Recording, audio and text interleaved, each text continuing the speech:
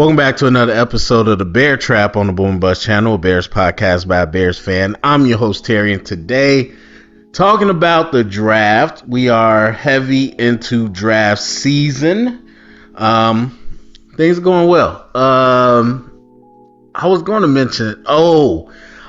to talk about the salary cap. I think I'm going to do that in a different video because it's a lot to talk about here. But as I mentioned briefly, I got to keep it vague. But I was in Indy this past weekend. And I think over the last week or so, just having some real good conversations. Some people that I've known before that are in the NFL draft space, and some new people that I met that are in different spaces in the NFL draft, including some scouts in that community. So it was good, man. It was good.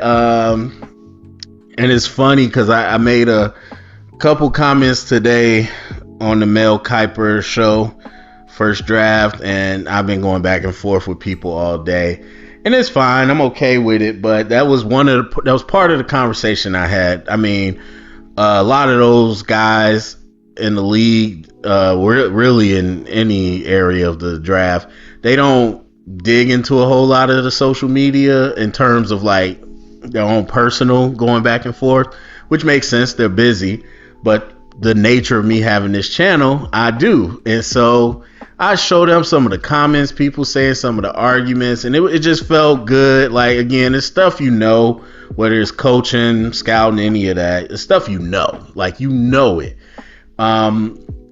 Even if someone like influential tells it, after a while you got to be reassured, which is normal human nature and psychology. So it felt good to be reassured because I was just like, man, like we are talking the same language. Same when I go to the coaching clinics, we're talking the same language.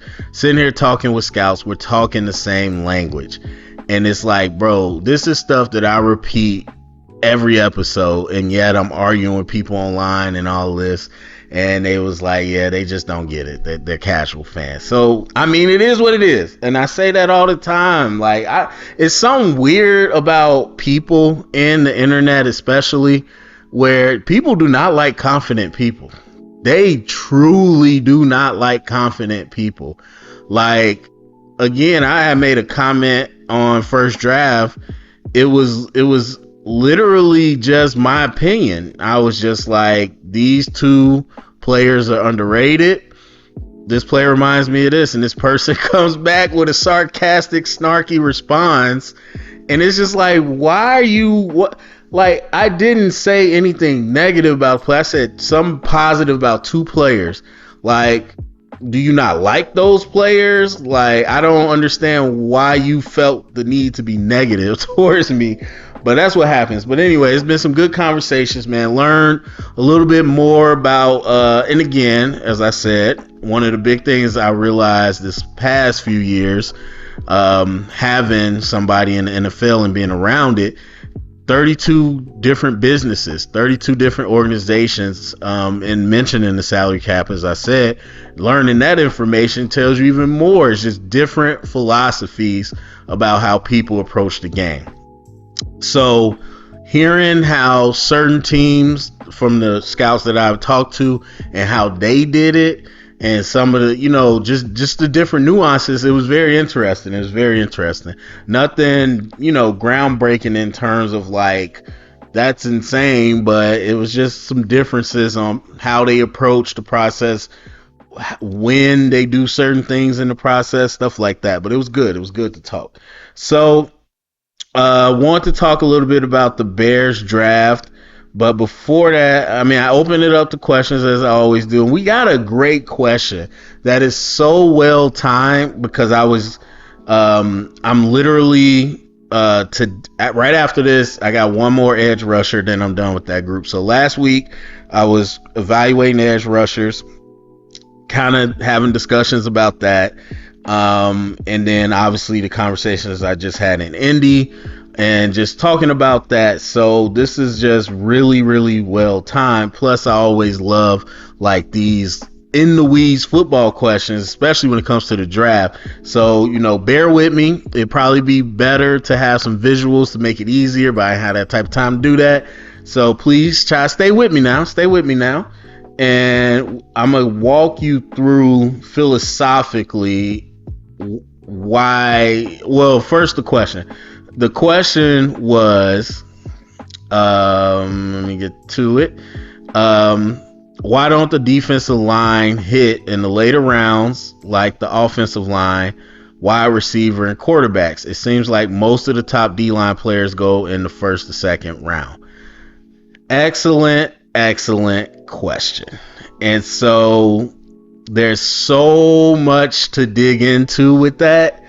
But I'll start here. I think for people that are new or people that might not have caught me having this conversation, you'll understand a lot more about my approach to evaluating players in general. So when people are talking about elite players, when people talking about who's better than who, this will give you some insight on why I think my thoughts bump up against a lot of the popular narratives a lot of time. So what I would boil it down to in terms of kind of evaluation period is what is hard to do. What actions, football actions in the game of football are hard to do. And at a consistent level, obviously, in the league. So can the average person, or not average, can a person that didn't play in the league, never played in the league, throw the football through the little nets with the targets? Can they throw it into the bucket? Yes, they could do that. Can a guy, shoot me, that hasn't been in the NFL, can they get on the sled and move it and do those drills? Yeah. And so those things aren't really important. Obviously, we're talking about drills and stuff, but what parts of the game are really hard to do? And so I take a top-down approach. I start from the profile of a player that's elite, and that's how I judge, or that's the template in which I evaluate a player. So again, you look at the traits, whether it be physical or technical, that make up an elite player, and then that's how you grade the players. And so you get an idea of kind of where they measure up as a prospect. And even the same thing in the pros when you evaluating pros. So what is hard to do? That's the question that always comes back to.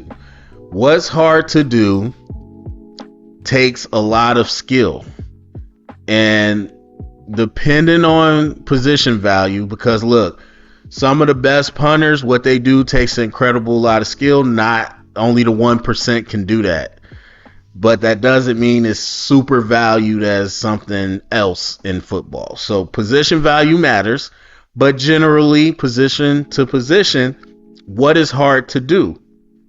And that is kind of what determines, the supply and demand for a position. And I'll tell you how that all works out. So I'm going to start with the wide receivers, for those, again, that haven't heard me say this.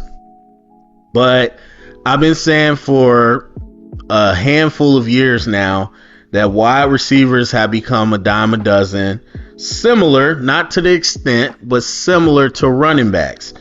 And so inevitably, whenever I get somebody that wants to argue that point, I tell them, do this. Pull up the all pros or the pro bowlers or the leaders in receptions or yards, touch, whatever you feel is the metric that shows you the top guys in the league, either for 1 year or multiple years, whatever, and see when they were drafted. And that tells you all you need to know right there. It may seem like a long time ago, but in the previous season, 2023, Tyreek Hill is considered the best in the game. Tyreek Hill wasn't no first round pick. He wasn't no second round pick. And so Stephon Diggs, not too long ago, one of the top guys, he ain't a first round pick. Nico Collins, rising, he ain't a first round pick. Justin Jefferson, first round pick, way later in the draft. And so obviously Cooper Kupp, Nakua, like we can pull these examples out and you see not only again flash in the moment, but people have put up consistent performance. They're not all first round picks. And so why is that the case? Because in the receiver position, you do not need to be elite to be productive. Keep that in mind in this conversation. You do not need to be elite to be productive. Are the Jamar Chases and guys with, 5-star skills across the board, are they more likely to be the best of the best for longer? Yes. Are they more likely to be Hall of Famers? Yes. But that doesn't mean that a player can't be productive just because they don't have the elite all-around skill set. The thing is with receivers, a lot of different flavors win. You got yak guys, or run after the catch guys. You got gadget guys, you got slot guys, you got 50-50 ball guys, you got deep threats, you got route runners, you got all types of different styles, and any of them could be productive in the right system with the right amount of opportunities. Any of them. When the West Coast offense was popular in the league and everywhere in the league, West Coast offense looked for a particular type of receiver. That's who's successful in this system. So when you have the majority of the NFL running West Coast, the majority of the receiver spots was only reserved for certain type of receivers. You didn't have all these flavors. It was just vanilla. And then now in the evolution where we are in 2025, any of these flavors can do their thing. And so that's what really changed with the receivers and why I would call them dime a dozen.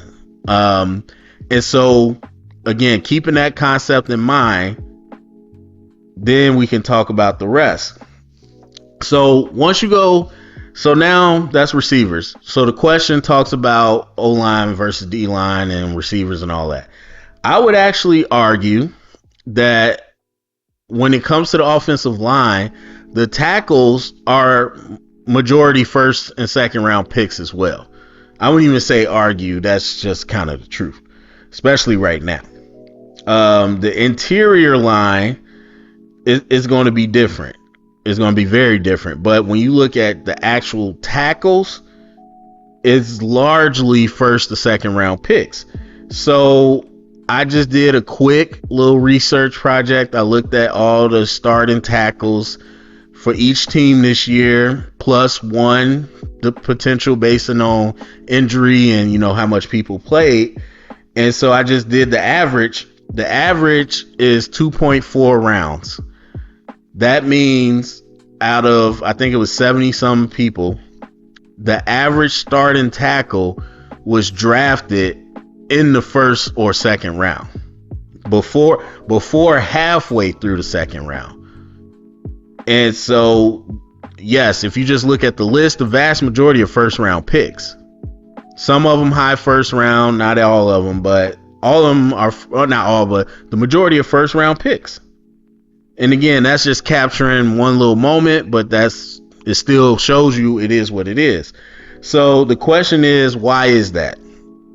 Because it is easier to be productive in the interior offensive line than it is to be in a tackle spot, because you have less space. In the interior, you always got two guys next to you. A guard has a tackle in the center. Center has two guards.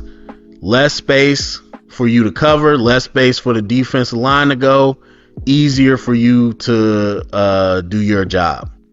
And so that just takes less skill to be productive at that position. And we'll talk about that a little bit more, but that's the general idea. As a tackle, you're you're going to have to be in space. You're going to have to be able to win out on the island in the NFL. And there's certain schemes that change that up, but in the NFL, you can't hide the tackles. Not all game. They're going to isolate you, and so you got to be able to win in space, and that's hard to do. So when we're talking about winning in space, playing there on the island, what's the biggest factor to winning in space on the island in pass rush is mostly what we're talking about. The run game is the run game. We know pass rush for certain reasons is more difficult. We could talk about that. But the key to winning is distance. And the two factors to the distance or the space that a tackle has is the defender's speed to the edge. If you are beating me to the spot, then you're getting around me before I can even engage with you and block you.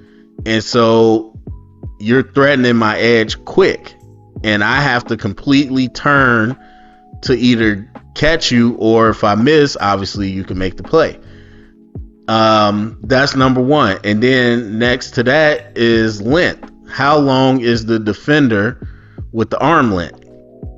And because if you have long arms, you can keep the distance between me and you, and it's harder. I either have to reach to block you, which then takes me off balance, or I got to start to drive and be stronger than you. And so those two factors really determine how you play out in space.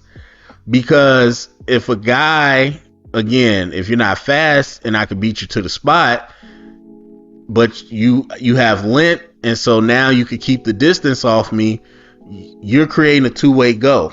Because you engage with me, we're faced up. Now it's a two-way go. You can go inside, you go outside, and that's more difficult to defend. If I'm a tackle and I'm quicker than you and I'm longer, then I'm going to be able to beat you I'm going to be able to cut off the inside, because I can keep you at a distance before you can reach me. And if you're not fast enough to go on the edge, then I could beat you to the spot and just wash you out. There's not a lot of space for you to go. And so those two factors really matter a lot. And really, that's what you start to see now with a player like a Will Campbell. Happens every year. Teams are saying, hey, if he doesn't have this exact arm length, he can't play tackle. Because you got some teams, not all, some of the scouts I talked to said they don't care about Will Campbell's arm length. But some teams are highly analytical, and they're trying their best to get a sure shot. Me personally, I don't think that's the approach in the draft. I don't think the approach is to try to get a sure shot. The approach is to get a best fit, because and we'll talk about it again with certain positions. These physical and technical tools, they matter a whole lot, but your context still matters. Like, people got to realize, think about Ben Johnson. Ben Johnson was the tight ends coach. He never played no tight end. We got former players coaching out of position. It happens a lot. Not every team is going to have somebody right to coach that position. So if I'm getting a tackle that I might be taking a little bit of a chance on, and I'm just like, okay, we really want to tackle, so we're going to take Will Campbell no matter what. Do you have the coach that can get him developed? Do you have a roster? Like, I'll just use the Bears, for example. So I don't know our O-line coach, but let's say, okay, maybe this coach, we aren't confident that he can develop a guy. That's one thing. The people next to him, the guards next to him, maybe they're not that great. That's another thing. The quarterback we got, maybe he holds on to the ball a little too long. And so now the tackle's got to block for even longer. That's another thing. So scheme personnel, coaching, those have to matter. The approach should be to get the best fit, but some teams are very highly analytical. They look at the data and they say, okay, the best players have these numbers across the board, and we only take guys in that range, or we don't grade them high. And I think that's where some people miss. But anyway, all that to say is, essentially in the first round, you get the best athletes, the best combination of length, strength, and athleticism, pretty much at every position, but definitely on the line. That's where you're going to see the most in the high rounds. And so the people which we see obviously that fall, you'll get a small school sometimes. That's what's happening right now with Mike Green. If you look at the edge rushers, and we'll talk about them in a little bit, it's overwhelmingly first round, especially if you take Max Crosby out, who brings the average down a whole lot, because I think he was a 4th or 5th round pick, but he came out of Eastern Michigan. And so some teams just don't have the conviction to believe that is going to translate to the league, so they're not willing to give a high round investment. Mike Green coming out of Marshall, he could be a very similar case, but he has elite traits. And I do think in pass rush, it's a little more obvious to football people when you got elite traits, and that is just what it is. And so I think if he was bigger and had a better athletic profile, like physical profile, it'd be a no-brainer. He'd be Mario Williams, because people got to remember, Mario Williams came out of NC State when NC State was not a big-time school. And so, but his athletic profile was undeniable. And I think Mike Green would be similar coming out of Marshall if he was a little bigger, but even still, I think he's going to be a top 15 pick. But some other guys that are smaller school that might not have an elite trait, they tend to fall. Injuries, obviously, you'll fall. Character issues, you'll fall. But if you don't have any glaring red flags, then typically the better athletes will go in the higher rounds. Essentially, you get the better lump of clay to try and mold. And that's what you see with these offensive tackles. Again, the guys that are long or length, whatever, tall, got reach, got strength, got movement skills, they're going to get pushed up towards the cream rises to the top, because tackle and inversely edge rusher, you got to have, again, those skills that matter to be able to play on the edge. All right. So going over to the D-line, and we'll talk a little bit more about this all in a little bit, but going over to the D-line, the interior D-line, I would argue, you heard it here first, they're becoming more of a dime a dozen as well. They are becoming similar to wide receivers.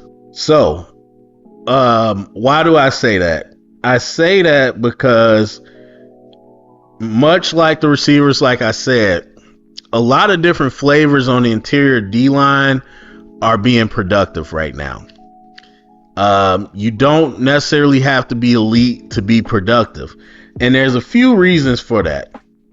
I think any football person has known or has heard this over the last 10 or so years. The defensive line prospects have been evolving athletically way faster than the O-line prospects, which is part of the reason why O-line is in such high demand in the league right now. But you think about it, these kids, they're more explosive. They're super explosive. They generate a lot of power from their lower body, and they're already big and strong. So you get that much explosion with mass. You get some of these guys that got quick twitch muscle that basically probably could have played running back. And we even see in college, there's a couple teams that got D-line guys that are running the ball. And so these guys becoming big, powerful athletes, explosive, and they're becoming more frequent. And so if you look at college, especially with the transfer portal, you probably got more access to a lot more of these guys. And obviously when you got these type of athletes, you want to get them on the field. The second thing that's really changing this is the whole I would say the exotic blitz trend right now, which is ramped. We see it in the NFL increasing, but it's really ramped up in college, because you had, I mean, for a while, even back to the Giants with the NASCAR package, you had this idea of platooning and rotating D-line. That's not necessarily new, but the number is crazy. Like, especially this year, because it's a heavy D-line draft. Like, you look at any of these teams with a bunch of prospects, Texas A&M, South Carolina, Tennessee, Ole Miss, Ohio State. You look at these teams, some of these teams are rolling 8 to 10 people deep. That is insane. You have enough to make hundreds of combinations. Like, you really are rolling in 8 to 10 people on the D line. And so part of that, again, like I was saying, is this blitz craze, because the 3 down linemen's fronts became popular. Now, again, just saying, I was a little bit ahead of that. You can check the dates. There ain't nothing I'm lying about. You can check the dates on my playbooks. But I started to move from the fourth, not from it, but mine was strictly, because I'm not a big blitz guy, so mine was strictly like third and super long, like third and 10 plus. I was like, I want to be able to get into a front where we could really max out coverage, and we could do some funky blitzes if we have to. The way it's been used in college has been like blitz crazy. These 3-3-5s, 3-2-6s, these amoeba defenses. You got ends and D tackles and linebackers and safeties. You got all these different people moving around, and they're just trying to cause havoc on the O-line and confuse them. And so that's become very overly popular in college. And again, with the transfer portal, we bring in all these athletes and we just let them go. We just sick them. And so because of that, like I said, you got a lot of guys that are becoming somewhat specialist. And again, platooning and specific roles isn't necessarily new, but the frequency has been ratcheted up. And with all these blitz schemes, the potential to be productive has jumped up for an average D lineman. So we got guys that you might be a nose. We want you to go in 2-gap. We might have certain fronts or looks where we really want a 2-gap. You're going in. You might be a double team eater. We want you to go in and fight against the double teams. My line brother, when he was with the Colts, that's essentially all he ever did when he went in. Was that the same way for all the D tackles? No. But he went in, we want you to take on the double teams. That was schematically what you did. You might get a guy that's really good at stunts and twists because he's got good lateral movement. You go in when we run these type of looks. You might got guys that are good at blitzes. They only go in for blitzing.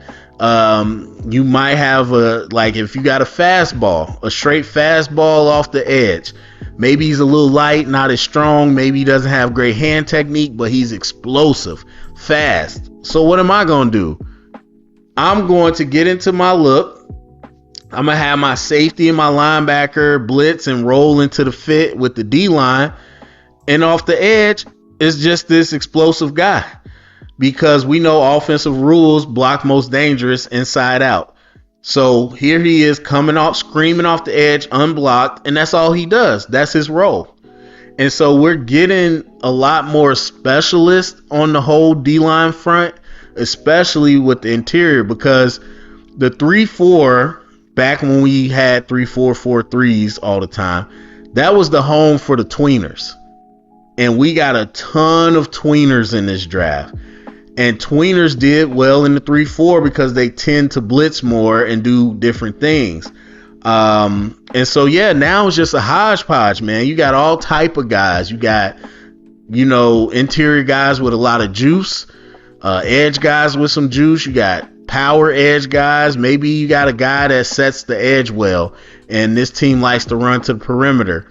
So certain looks, we gonna get him in because we know he can fight on the edge and maintain the edge. Like, it's just so many ways and flavors that these defensive linemen are being used that they can be productive, again, without necessarily being elite. So you're like, what about Aaron Donald and Q Williams and Chris Jones? Like, doesn't that matter? Yes, 100% it does. That is still the apex. Like, winning out on the edge consistently is hard. Winning on the interior consistently, penetrating disruption, that's even harder. So I'm not saying they're not valuable. Yes, if you can have that guy, if I can have a Chris Jones, guess what I don't have to do? I don't have to have 8 or 9 D linemen. I don't have to have a bunch of complicated blitz schemes, because my guy can go out there and beat your guy. Either you got to give him extra attention, opening up one-on-ones for other people, or he's going to wreak havoc. It simplifies it, makes it easy. Everybody's going crazy over the Philadelphia Eagles. What they do? Oh my God, rushing just 4 and playing a bunch of coverage really works. Duh, it's worked forever. That ain't new. So there's that. And having that guy helps you do that, but it's extremely rare. Speaking of the Eagles, people were talking about once Jalen Carter got rolling this year, they was like, he's top 5. And my first reaction was, top 5? Like, okay, prisoner of the moment, whatever. But when I stopped to think about it, I'm like, wait a minute. He is easily top 5, because I haven't watched the tape, but some people say Q Williams just wasn't what he was. Now, I don't know if that's just numbers or what, but if he fell back a little bit, and on top of that, Aaron Donald's gone, I'm like, oh, who else is there? Obviously, you got Chris Jones and Sexy Dexy. I'm like, yeah, like, honestly, okay, Jalen Carter probably is top 5. It's very rare to have those guys, and they're still the most valuable. But again, you don't have to be elite to be productive, at least as it looks right now on that interior D line. And I'm talking 3-4 DNs, all that stuff. So that's something that people need to think about as well. But yeah, the elite D linemen are still going to be high round picks. Even the guys you think, well, I mean, Aaron Donald might have been a little lower, but Sexy Dexy, actually, I don't remember where he got drafted. I know it was first round. I don't remember how high. But Q Williams, super high. Chris Jones, super high. Like, Jalen Carter, high, even though he fell. That's just what it's going to be. Because, again, the cream kind of rises to the top. You got better pieces of clay to deal with. One, I forgot to say, I'm sure you've heard this, some teams live and die by this. Better athletes make better players. I don't subscribe to that 100%, but there's some teams that really do. And so the better athletes tend to go higher, especially at those premium positions. Because pass rush, to me, again, elite pass rush is the second hardest thing to do behind playing quarterback. Again, we talk about what's hard to do, and that's kind of what get paid for the most part. Being a quarterback is hard, because there's so much that you have to do.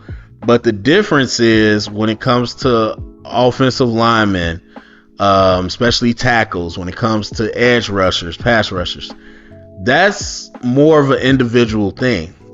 That's going to carry over no matter where you go. You know what I mean? Yes, coverage. Whether you get a sack or not, the coverage is going to play a big part in that, and it helps you. But whether you beat your block or not, that's only between you and the blocker. And the same thing for the blocker. Whether you win that block, that's up to you. And so that travels. So if you know, and I talk all the time, and I was just having this argument. What you do is not more important than how you do it, because there's certain positions, a lot of positions, where you don't have to be elite to be productive. And so if somebody told you, hey, look at these edge rushers from this year, and you got to pick like random, you didn't know any of these people, and so you were like, you got to take one of these people for the next 5 years. Well, if you're strictly going off, I want the guy with the best stats, how do you know that he's going to go to your team and be able to do that? How do you know that the D-line around him is going to allow him to do that, or the coverage, or that he can even be consistent? I'm taking the high skill set every single time, because guess what? I know that travels wherever I go.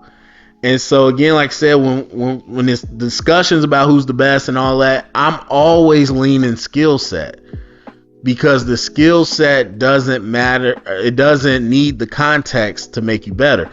Like I said, quarterback is hard. A lot of that is context based.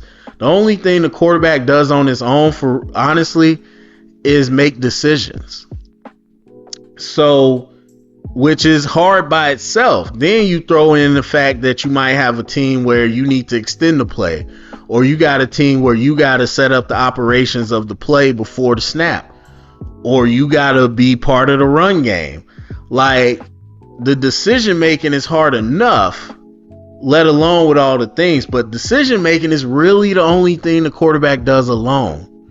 And throw the ball, of course. But even then, that's kind of dictated on the offensive line giving you a clean pocket.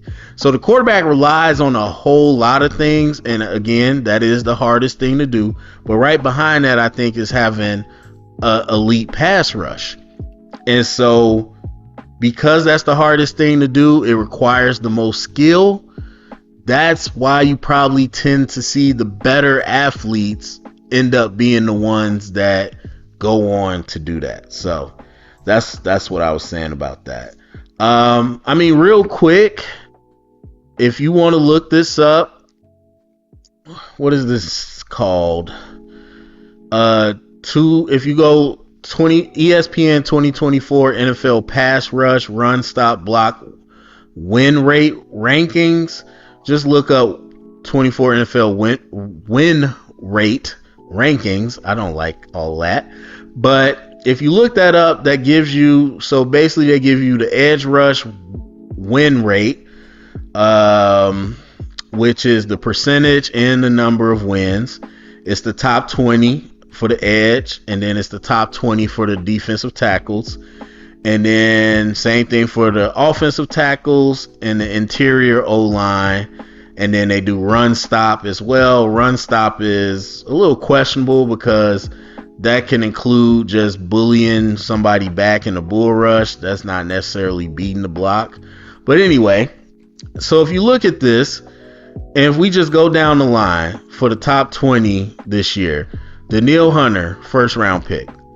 Let me double check that, because I'm pretty sure he was. Oh no, he's a third round pick. Really? Huh. I thought he was more of a project, but people were saying like Danielle Hunter all day. I didn't think he went third round. Okay. That changes things up a little bit. But anyway, Danielle Hunter, third round pick. Trey Hendrickson, third round pick. That's because he went to FAU. I don't even know if they still got a program, but very small school. But he was talked about as one of the top guys too. So already off to a little bit of a different start, but still, Micah Parsons, high first round pick. Brian Burns, first round pick. Nick Bosa, number 1, if I'm not mistaken. Myles Garrett, number 1. Will Anderson, number 3. Dante Fowler, first round pick back in the day. What was he? Number 3? Yeah, number 3. People probably don't remember that, to Jacksonville. Max Crosby, as I mentioned, let me just get it right. He was a 4th round pick. Small school. Jonathan Greenert, he was a 3rd round pick as well. Chop Robinson from this year. I bet you a lot of people don't talk about that. He was a 1st round pick. TJ Watt, 1st round pick. Clowney, 1st overall pick. Verse, 1st round pick. Nick Benito ended up being a 2nd round pick. I was pretty high on him. Thibodeau, 1st round pick. Owe from Baltimore, 1st round pick. Kyle Van Noy, back in the day from BYU, 2nd round pick. Arden Key, another blast from the past. He was a 3rd round pick, another LSU project. And then Will McDonald, who was a 1st round pick as well. So a couple of those a little lower than I thought, but still, as you can see, pretty big majority in the 1st round. And then when you get to defensive tackle, for pass rush, you'll see somewhat of a similar thing. Chris Jones, high 1st round pick. Buckner, high 1st round pick. Zach Allen is a tweener, but he's a 3rd round pick coming out of Boston College. Leonard Williams, 1st round. Q Williams, 1st round. Milton Williams from the Eagles, he was a 3rd round pick. Not too bad. Vita Vea, 1st round. Calais Campbell, 1st round. Simmons, 1st round. Ed Oliver, 1st round. Top 10. Ogie, I know it's Odigizua. It's 2 of them. I don't know which one this is. He was the 3rd round pick. They both went to UCLA. But anyway, 3rd round pick. Daquan Jones, which I'm a little shocked because he's a nose tackle, which is why he's a 4th round pick. McNeil, who just he's been around a little bit, but he's a 3rd round pick. Kinlaw, 1st round pick. Adam Butler was undrafted out of Vandy, smaller school. Seiler, same thing, smaller school, Ferris State, 7th round pick. Morgan Fox, I don't even remember what school he went to. Colorado St. Pueblo, undrafted, small school. Benton from Pittsburgh was a 2nd round pick, even though I thought that was a little high. And then Braden Fisk, who I really liked, he was a 2nd round pick as well.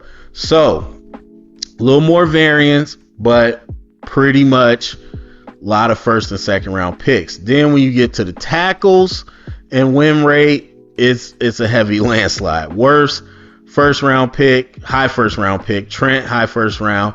Brian O'Neill was the 2nd round. Joe Alt, high 1st round. Lane Johnson, high 1st round. McGlinchey, 1st round. Bowles, 1st round. Dion Dawkins, 2nd round. Andrew Wiley was undrafted out of Eastern Michigan, and he was also a guard for most of his time, I believe, but either way, played tackle for Washington this year. Tunsil, 1st round. Dan Moore from Texas A&M, he was a 4th round pick. Ronnie Stanley, 1st round. Taylor Decker, 1st round. Mulata, rugby transfer. Spencer Brown was a 3rd round pick, Northern Iowa, small school. Charles Cross, 1st round. Jawan Taylor, was he 1st round? 2nd round. Okay, early 2nd round. I know he was potentially a 1st round pick. Zach Tom came from Wake Forest in the 4th round. Jack Conklin, 1st round. Panay Sewell, 1st round. Heavy 1st round. And then the last thing I'll say is when you look at the interior, that's when, and I don't know if I'm going to go through all 20 of these, but that's when it's all over the place. Joe Thuney out of NC State, again, smaller. 3rd round pick. Luke Wattenberger. Denver has 3 people in the top 5, by the way. I don't know what's going on there. Wattenberger, 5th round pick. Manirez, from Wisconsin Whitewater, 3rd round pick. Again, small schools. Lindenbaum was a 1st round pick. Ben Powers, what was he? 4th round pick. Creed Humphrey was a 1st round, I want to say. Nope, 2nd round. Mitch Morris with Jacksonville now. He's a 2nd round pick. And then Andrew James, he's like a number of these guys, undrafted out of UCLA. Tyler Smith was a 1st round pick. Ryan Kelly was a 1st round pick. Cam Jurgens was a 2nd round pick coming out of Nebraska, highly rated. Cooper Beebe, my boy, ended up going in the 3rd round. Jake Brendel, who almost didn't start for the 49ers, he's on this list, and he's undrafted as well, also out of UCLA. Interesting. Connor McGovern from Penn State, 3rd round pick. Coleman Shelton from the Bears is on here. I will never understand that. Also from Washington. That's weird. Undrafted. And then we got some other guys in here I don't know. Zach Frazier was a 1st round. Wait, was he? 2nd round pick. Fringe, but he was a 2nd round pick. Patrick McCarry for Baltimore, also undrafted. Aaron Brewer, also undrafted from Texas State, HBCU. So as you can see, once again, this goes right in line with what we talked about. The interior, it's just not as highly skilled, and so they tend to not be higher round picks versus the tackles, because that's a highly skilled position to be elite and productive. And same thing on the edge. But I would also say that supply and demand plays a factor too. If you look at it, the interior payment is going way up. What people are paying for interior linemen in free agency, how people are drafting interior linemen is starting to move up, because there's just not a ton of quality. Again, you can be productive. You can get a guy to be in front of the defender. You can get a guy to make contact with a defender to not mess up his job. That's productive. But if you want a high-end guy, you want a guy that's going to move a defender and clear a path, that's going to pull and hit somebody and clear them out, that's going to get into the second level on the screen and not get in the way, but actually provide a good angle and create a wall, you have to get higher skilled players. And so while the overall skill level of interior might not be high, while the bar to be elite might not be as high, the supply and demand has changed. And so that also plays into where people get drafted and why. And interior is starting to get on the rise as running backs have declined and receivers start to decline. All right. So that was a lot about that. And I still got more because we got to talk about the Bears. And I'll be a little bit quicker about this. Look, the trenches is the talk. That's been the talk for a long time. That's not new for the Bears. But a couple things are adding to that discussion.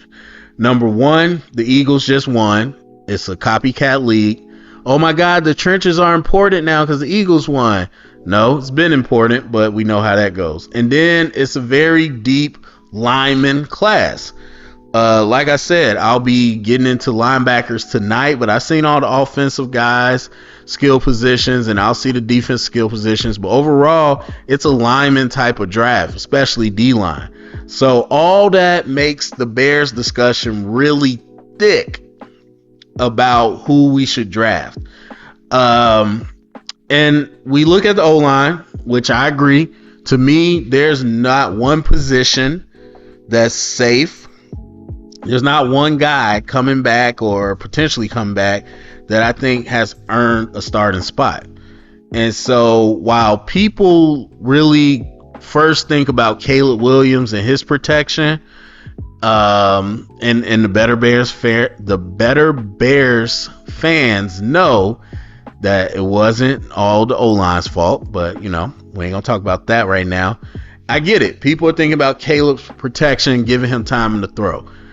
I think the bigger thing is Ben Johnson. Ben Johnson is coming from one of the most efficient offensive lines in the league.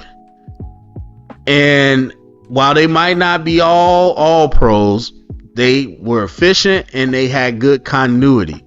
Yes, from game to game, year to year, certain pieces change, but they had high continuity. And so for me, you're going from that to a team where you don't know if you got any starters right now at this point. That worries me a lot, because that changes so much. That changes so much. How you scheme, your timing of the routes, how you game plan, everything you want to do changes when you have this big question mark at offensive line. And again, I don't know our O-line coach, so we'll see. But still, in general, that's a territory that Ben Johnson hasn't been in. On top of, we're tearing the playbook from the beginning to work with Caleb. You are going to a much lesser offensive line. And so I see it only going one or two ways. Ben Johnson has the ability to remix and adjust to a completely different system than what he's done, or he's not going to know what he's doing with a completely different context. And that's scary. Look, I don't remember the name of the coach, but Ben Johnson mentioned his coach, who I believe was his coach when he was in North Carolina or wherever he played quarterback. And so that's his tree. Dan Campbell's not necessarily his coaching tree. And so I don't know enough about that coach, what his system is, but it's very possible the system that Ben Johnson is coming from in Detroit was not really his system. It was more what Detroit wanted. So it's possible he might be fully ready for something different, but I don't know. And again, it's just a scary concept, because the caliber of O-line is going to be terribly different, and that'll be interesting. So I made a comment about the Bears are going to have like a future defining decision, and I've changed my mind a little bit. I still believe the decisions in this draft will be future defining on a number of levels, but I will say the reasons I said that have changed, or the reason I've said that changed a little bit, because I've went through this D-line class and O-line class, and this D-line class is a lot more projects and tweeners than what I expected. And so a lot of good talent, a lot of good pieces of clay to mold, but definitely not like the number of surefire players that I thought it might be. Like, I thought the way people were talking, it'd be like 2 or 3 or 4 people in the conversation with Abdul Carter. Carter is on a different plane than everybody else. And so that does change things up, but it doesn't change the fact that we need O-line, we need D-line, and this draft is stocked with them. On top of that, we got multiple picks, so that changes the flexibility. Do we want to trade up and get 2 first-round players, maybe no second-round players? Or do we want to try to trade back and get multiple, like 3 second-round players, 1 first-round? Like, that is so many ways we can go. That's going to shape things. So, again, kind of pushing towards the real question is, everybody wants to know, what would I do? Now, the way I approach this is I first of all, I'd be here all day talking about the different combinations of things we can do with trades. So I'm going to force myself to stick and pick. We're talking about staying put, picking where we are. And so if that's the case, for me at number 10, I'm going defense. There's not an offensive lineman at 10 that I would feel convicted to take. At 10, I'm looking at Mike Green off the edge. I'm looking at Walter Nolan on the interior. I wrote Mike Green twice for some reason. I'm looking at Mason Graham potentially from Michigan to be a 3 tech. And maybe Mykel Williams. I just learned that he was injured this year. So depending on medicals, I think he looked really good. And to know he was playing basically on one leg, yeah, he probably could be great. But depending on medicals, I would go there. That's what I'm looking at. If I had to say F it and just, YOLO, I go Donovan Jackson.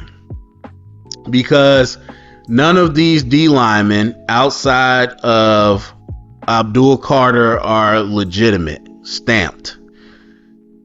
But their upside is much better than any of the O-line. But if I said F it and I screw the numbers, I'm going Donovan Jackson because that's who I feel the most confident in to just be good.